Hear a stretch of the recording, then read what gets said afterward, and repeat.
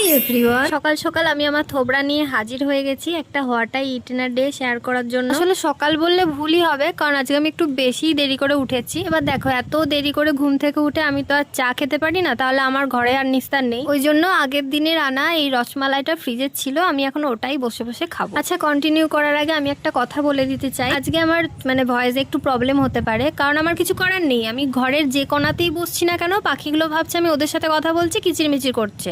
বারান্দায় যেয়ে বসছি, তখনও পাশের বাড়ির কুত্তাটা চিৎকার করছে। ওই জন্য আমি আজকে বাধ্য হয়ে ছাদে চলে এসেছি। এখন এখানে যদি আওয়াজ আসে তাহলে আমার আর কিছু করার নেই। তারপর আমাদের গাছ থেকে একটা পেঁপে পাড়া হয়েছিল, ওটাকেই কেটে সবাই মিলে ভাগ করে খেলাম। আর আজকে দুপুরে মেনুতে ছিল আলু আর করলা সেদ্ধ, আলু পোস্ত, লাউয়ের তরকারি, শাক ভাজা, মাছের টক, আর ছিল এঁচড়ের তরকারি। আর আজকে সন্ধ্যাবেলা আমার দাদা এনেছিল, এগুলোকে আমাদের এখানে ফুলুরি বলে, তো ওই ফুলুরি আর জিলাপি। আজকে অনেক দেরি করে ভাত খেয়েছিলাম, তো ওই জন্য আমি আর রাত্রে ভাতটা খাইনি। তো আমি দেখছিলাম দেখছিলাম স্প্লিটস ভিলা আর খাচ্ছিলাম ম্যাগি। তো আজকের ভিডিওটা এতটাই ভালো লাগলে চ্যানেলটাকে সাবস্ক্রাইব করে দিও।